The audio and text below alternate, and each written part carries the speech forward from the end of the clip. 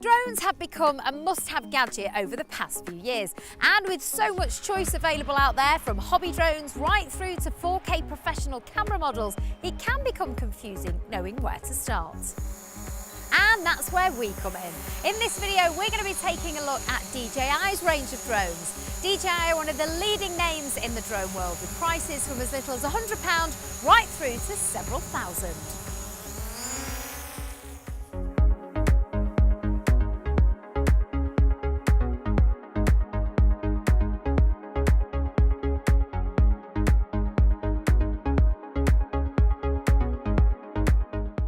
Here to help us navigate the range is professional drone pilot Toby Townsend. Great to have you with us.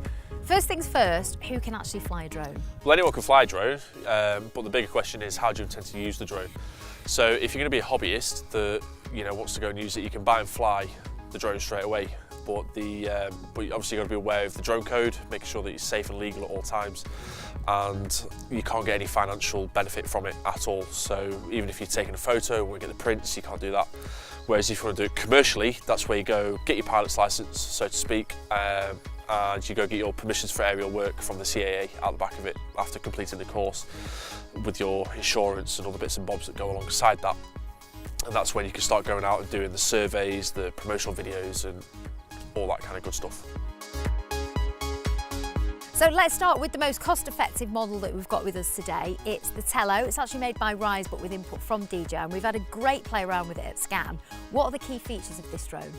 Yeah, well, like you said, it's really low cost in terms of the value for money that you're going to get, and it's quite a good starter, especially if you want to do a lot of indoor flying, or it can be taken outdoors, but being mindful of the weather with the size of it. It's got a few trick features, so you can do like 360s around you, some flips on itself. So it's controlled through its own Telo app, but looking at it, it's very, very similar to the DJI app, but you can buy a controller as well. With this, it also got a maximum flight distance of 100 meters horizontally and 10 meters vertically. Flight time's around about 30 minutes, so a lot lower than a lot of the DJI products out there as well. Got a 5 megapixel camera, and it shoots videos in 720p. So we're going to take a look now at DJI's own range. We're going to kick off with the Spark. Yeah, again, that's another fantastic drone. It's about 300 grams in weight, so again, really lightweight and compact. With 16 minutes of flight time, the camera sits at 12 megapixels and the video's in 1080p. Control-wise, it's done primarily on the app through your phone, but again, very, very similar to the Telo. Nice and easy controls, nice and easy to do. You can buy a controller to supplement that if you don't want to fly it just solely on your phone. I think it's a really, really good drone, especially for people who want to start out and learn flying on a nice and easy, forgiving drone. It handles the outdoors really, really well, and if you want to fly it indoors, it'll just do it as easy.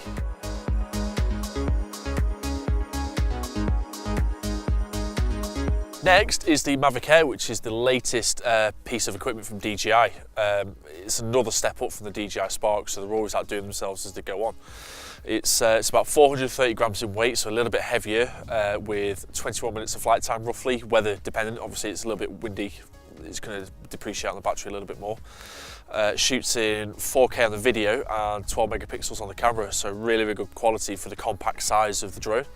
You get a controller with this, but not as many features on compared to the Maverick Pro. So if you want to get more features on the controller to make it a little bit easier for your flying without having to fiddle with the screen, then you can maybe step up a level. But again, the size, how compact it is and how it folds down really, really small, I think it's cracking, especially for travellers who want to go capture the holidays from a new perspective. So what I really like about the Air as well, another little beautiful feature, is that it's got 8 gig of internal memory. So if you go out to a shoot or if you're out and about and you forget your memory cards, don't worry, because the Mavic Air has got it internally stored. So the next one from there is the Maverick Pro. So for me, this is my go-to drone most of the time, situation dependent, but the features of it are, it's got 27 minutes of flight time, the 12 megapixel camera for your stills, and 4K for your video. It is an absolute little gem. Again, folds down nice and compact. The controller is absolutely perfect. DJI have taken some time to think about the user and how they're going to operate it and where the hands are going to be. Nice interchangeable batteries, especially with the Fly More combo if you want to get more batteries for that. It's great indoors with the obstacle avoidance on the front and bottom, so especially if you're doing nice tight flying. But overall, I think the DJI Mavic Pro for me is a really, really good drone, and that for me is the best value for money that you could go for, especially as a starter drone. So alongside this as well, DJI brought out the Mavic Pro Platinum, which is a slightly better version. So you got a slightly bit longer flight time, and the camera is ever so slightly better. So the camera on this is 12.7 megapixels versus the 12 megapixels on the Pro. So unless you've really, really got an eye for it, you're not going to tell that much difference overall. Moving up a notch, we move into the Phantom range. So this is probably the more iconic drone that DJI have done. It's one of the first ones that they do, and you see everyone whizzing around with, and more than likely if you hear a drone in the sky, it's going to be a Phantom. So we're on DJI's Phantom 4 range at the moment. So we test the 4 Pro today, and it's just another level on top of the Mavic Pro.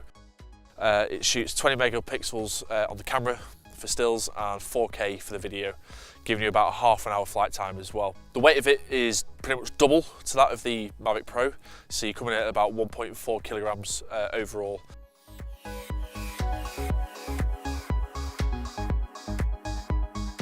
So taking another step up from the Phantom range, we've got the Inspires. So I've got one myself, I've got the Inspire 1 Pro, and I use the X5 camera underneath that. Now with this camera, it does reduce the flight time ever so slightly. So you are looking at about 18 minutes of flight time. It's not a lot compared to the others, but again, considering the footage that you get out the back of it, it's absolutely phenomenal. So you're looking at a 16 megapixel camera and 4K on the video. It gives you a super smooth bit of footage all the way around. So taking another step from the Inspire 1, you've got the Inspire 2, which DJI have just brought out in the last couple of months. Again, you'll notice there's a massive price jump between the Inspire 1 to the Inspire 2, but if you look at what's inside the drone, it's pretty much got double of everything. You've got 360 obstacle avoidance to help assist with the flying. You've got a first-person view camera, and it's amazing. I love it.